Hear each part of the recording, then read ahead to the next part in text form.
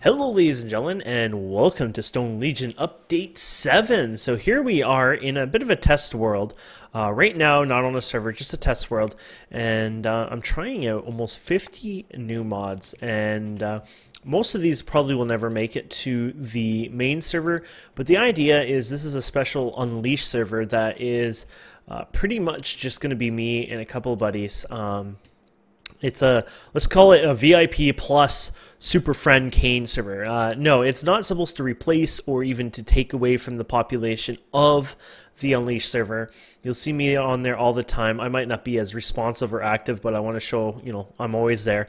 I myself are not much of a builder. I enjoy adding new mods, testing, things like that. That's sort of my enjoyment.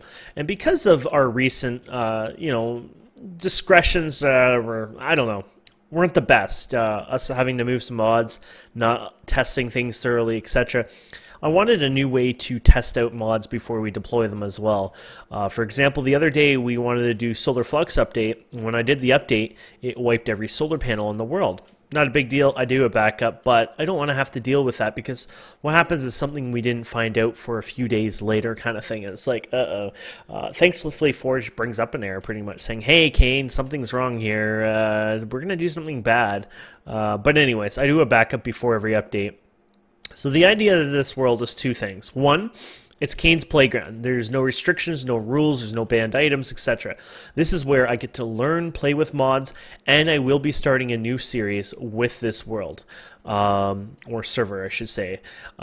Toga is going to be playing with me. Toga wants to, well, I don't know if he wanted to, but I think he kind of hinted that he'd be interested in playing. I think he already knew I was going to ask him anyways, but I don't know. He doesn't speak his mind all the time anyways. Bearju said he was interested in playing. He wants to try out some of the things like blood magic, etc. And I mean, it's a great server for that. One of the reasons why we want to keep down the population is we don't want to remove people from our main server because that's not the goal of this server in any way. We want to keep that population up and high, but also it couldn't handle like 10 people on here anyways. Even if we wanted to, we have everything unlocked. Things will crash, things will blow up. I'd rather not have the server crash every 5 minutes. Let's keep it 10 minutes sort of idea. But yeah, we even have, if you can believe this, EE2. Like I'm going all crazy. We've got something called Blood Moon. You won't see it unfortunately, but we also have this mod called Random whatever, and it adds the Blood Moon, etc. But it also adds this dark world. See how the world is a lot more beautiful? It's really dark, but everything lights up in the distance. The idea here is if there's no light, at all, it won't keep the, like the crappy light we usually have, which is kind of cool. And as you can see, many new mobs are in here. Fire mobs, crazy mobs. We even have the Diablo style hardcore mobs where like they get like 4 or 5 prefixes and suffixes and all that. Makes them crazy hard. All just for fun and games, right? But like I said, it's a great testing platform. At the same time, I'll make a new series. I will learn the insides and out of all the mods, hopefully over time, and it'll be more of a private sanctum.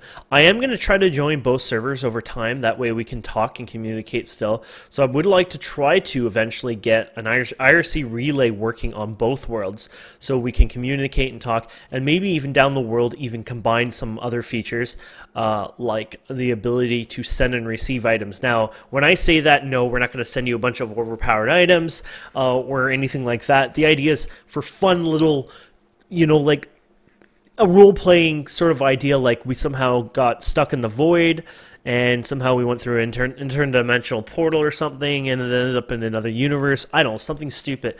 And we're working our way to get back home or something like that for fun. So the idea is, maybe we'll have some communication going and maybe eventually some ability. When I say items, there was a mod back in the day, it was like Ender something. And I know the person who wrote it, and we talked about some ideas in the future, and he would like to work on it in the future.